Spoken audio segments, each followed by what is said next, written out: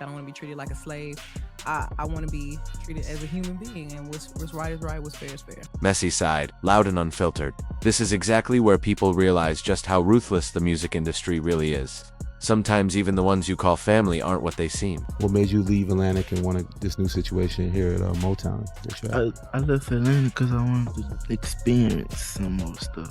Picture this, it's 1997, and 14-year-old Dwayne Michael Carter Jr. signs with Cash Money Records. Seeing Birdman as a father figure and a straight path to superstardom laid out before him, for years, everything glided smoothly, and Wayne grew into a hip-hop titan, dropping hit after hit that solidified the label's power and earned global respect. But behind the scenes, that bond was quietly cracking until it exploded publicly in 2014, when Wayne took to Twitter with shocking posts about the Carter v. So, what pushed Wayne to air it all out for the world? According to his $51 million lawsuit, the issues ran deep far beyond egos or emotions. Wayne claimed Cash Money owed him $8 million just to kick off the Carter v. plus another $2 million to finish, but he only saw $2 million upfront, and the rest never materialized. Meanwhile, Young Money's setup only added fuel to the fire. Back in February 2003, Cash Money agreed to launch Young Money as a joint venture, Wayne with 49%, Cash Money with 51%. Sounds fair, right? Not exactly. Wayne argued they didn't split copyrights properly,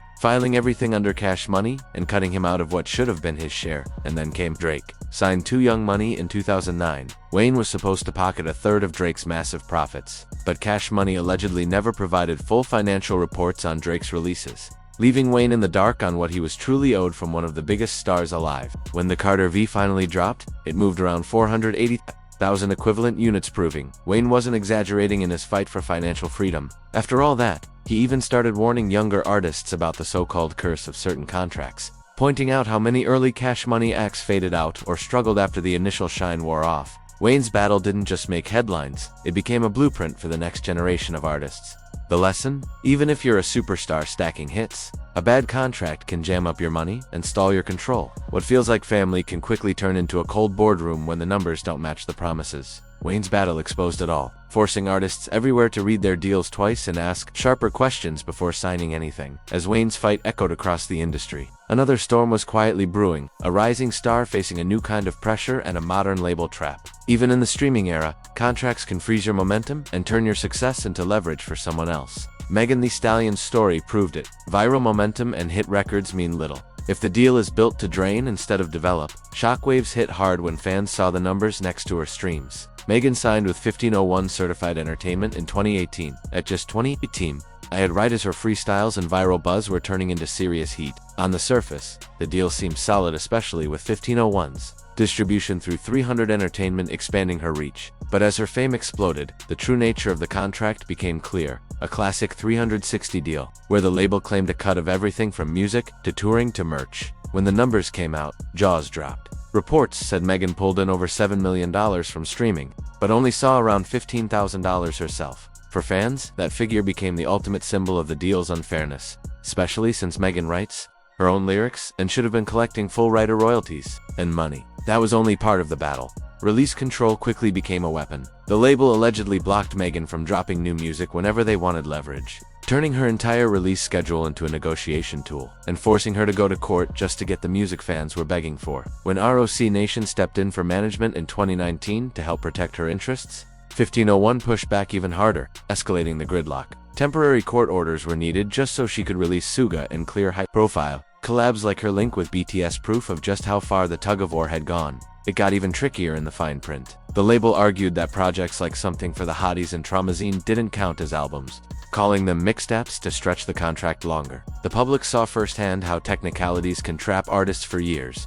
Through all the pressure, Megan kept dropping music, proving her demand couldn't be held back forever. But the stress, legal fees, and constant battles revealed just how heavy these deals can weigh on an artist's mental and creative energy when the contract isn't fair. Eventually, she won her freedom, but only after years of legal smoke and career interruptions that no artist should have to endure. And Megan's story made the next saga hit even harder, showing that a label can decide which projects count while still collecting from all of them. If her situation shocked you, NBA YoungBoy's saga was a masterclass in contract traps. YoungBoy signed with Atlantic in late 2017 at just 17, agreeing to a 5-album deal with a $2 million advance. Sounds life-changing, right? But the fine print told a different story. By 2022, he had dropped more than 18 projects, generating massive revenue for the label, yet he was still locked into the same deal. Atlantic only counted 3 releases as official albums, rejecting others over technicalities like cover art tweaks or live tracks, streams, and buzz. They controlled it all. Atlantic got to decide what officially counted while still cashing in on everything, from masters and publishing to slices of music, touring, and merch. By early 2022,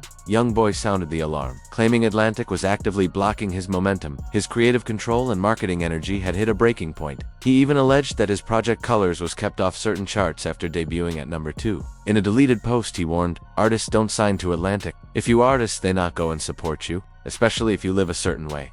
Fans read it as a blunt statement on how image, headlines, and label perception can shift support in an instant. Through all the turbulence, demand for his music never dropped. In 2020, he pushed for ownership of his recordings, even offering to turn in 4 albums to make it happen, but Atlantic refused, showing just how much leverage a label can hold when they don't want to let go. By 2022, when renewal time came around, he turned down a $25 million offer, framing the battle as bigger than money. It was about principles, respect, and the long-term value of his catalog and independence.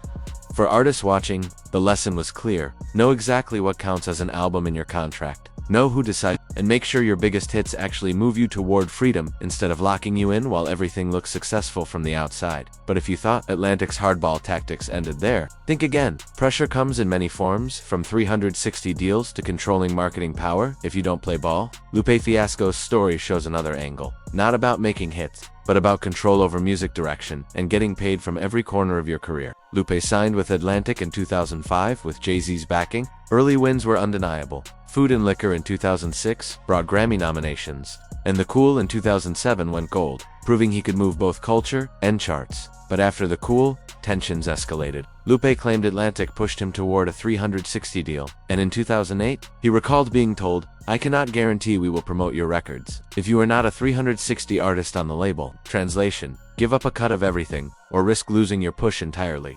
Fans weren't having it. They organized protests outside Atlantic's offices and launched a petition that racked up over 30,000 signatures, forcing the label to at least acknowledge Lupe's vision.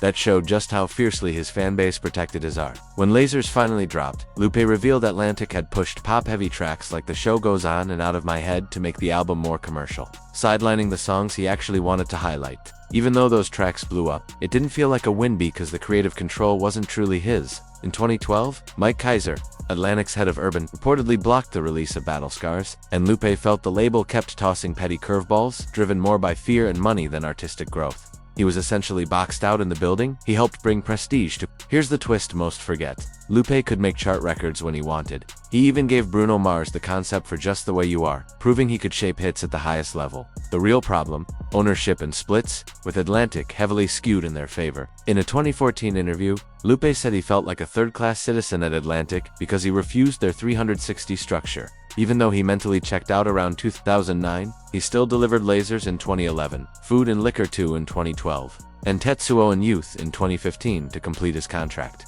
Lupe's journey proved that standing on principle can cost mainstream shine in the short term, but it protects your spirit and creativity for the long run. His stand inspired countless artists to think twice before trading freedom for a fleeting marketing push. And just when people thought they'd seen every kind of label, ever more pressure came from a case that stretched back to the late 90s and 2000s, showing how publishing can be held tight for decades, keeping artists from owning the very songs that made them stars. Enter one of the most talked about battles, Maze vs. Bad Boy. This saga made artists rethink how publishing can trap your legacy while your music echoes across generations. Maze, born Mason Darrell Betha, signed with Bad Boy and instantly became one of hip-hop's biggest names. Harlem World dropped in 1997 and went quadruple platinum, and he was all over massive hits like Mo Money, Mo Problems, and Been Around the World, influencing future icons like Kanye West and Drake for years to come. On the surface, it looked perfect, but when Maze tried to buy back his publishing years later, the reality hit. He had originally sold it for $20,000, offered $2 million to get it back, and was still turned down, proving just how valuable those rights are once the hits keep paying out decades later. The tension spilled into the public in 2020, when Maze called out Diddy online. In 2022, he released Oracle 2, The Liberation of Mason Betha, exposing patterns he felt were harmful to the culture and the business. On Instagram Live, he claimed Diddy surrounded himself with yes men and mistreated people close to him, even alleging some folks tied to Bad Boy weren't allowed into certain spaces. In 2023, amid Diddy's mounting legal issues, publishing rights were finally returned to several Bad Boy artists including Maze. But owning publishing isn't the same as owning masters, so the battle wasn't completely over. Fast forward to the modern era, Waka Flocka Flame vs. Atlantic Warner, where the 360 structure revealed its sharpest edges, turning a booming career into a grueling fight for control and respect. Waka signed with Warner including Atlantic around 2010 as Flockily exploded, and the deal eventually morphed into a full 360. That's the type where the label takes cuts from streams, touring, merch, endorsements, and publishing, while all expenses are recouped, first leaving the artist with a tiny slice at the end. By October 2015, Waka had hit a breaking point. He went off on Twitter, saying the label cut corners, staff was cheap, and artists were treated like price tags. One chilling detail, after he was injured in 2010, the first question from the label was "Isn't the first chilling sign?" After Waka was injured in 2010, the label's first question wasn't, "Are you okay?" It was whether he could still make it to the studio. That's when he felt like a product, not a person. Warner Chappell's publishing side demanded 15 commercially acceptable songs per year, with the label deciding what counted, holding rights to future unreleased tracks, and blocking anything that didn't fit licensing needs. Even his YouTube channel had ads running since 2013. While he couldn't monetize it himself, Waka spent hundreds of thousands on legal fees, finally cut ties in November 2016, and became a free agent, but Warner still controlled parts of his catalog for another 15 years, proof that contracts can stretch long after you walk away. That experience pushed him to learn the business inside and out so he could educate others on avoiding the same trap. And it's not just major conglomerates. Boutique labels can bring the same pressure. Delays, blocked releases, and money confusion can turn a superstar rise into a behind-the-scenes tug-of-war. Lil Uzi Vert's fight is a prime example. Even under a smaller imprint like Generation Now, your career can be choked by approvals and delays that drain momentum while fans wait and numbers stall. Uzi signed with Generation Now in 2015. Run by DJ Drama and Don Cannon, under Atlantic. Initially, everything looked clean. Love is Rage shot him into stardom and built a cult following hungry for every drop. But when Love is Rage 2 came around, tension blew up. Uzi called Drama, who didn't get the new wave, and Drama fired back, saying the album wasn't ready. The back and forth went public, as Uzi insisted the label was blocking him at every step instead of letting him feed the demand. Then came the money drama. Reports claimed Uzi received around 20% from EXO Tours Alive 3, roughly $900,000 out of $4.5 million, while the label kept $3.5 million. Other artists weighed in too, like Nav claiming Generation Now blocked Uzi's feature on Bad Habits, which Drama denied, but the damage to his reputation was done. By January 2019, Uzi snapped and announced retirement at just 24, saying the delays had drained him. Fans connected this struggle to Maze's contract battles, a new school version of the same headache. In March 2019, ROC Nation stepped in for management, secured better terms, and paved the way for Eternal Atake in 2020. Drama later admitted ROC Nation saved Uzi, but by 2024, he was still releasing through Generation Now. Atlantic. The blocked years had cooled the energy and slowed what could have been his biggest run. And now, slide over to Tiger vs. Young Money, Cash, Money, tough reality check, where early hype turned into years of confusion. Approvals and delayed releases pushed Tygo down the independent route just to breathe. He signed with Young Money, Cash Money, in late 2008 while still a teen, touring with Lil Wayne and living the dream. But soon he realized his contract didn't even include an advance, and the lawyer representing him also worked for the label. A massive conflict of interest.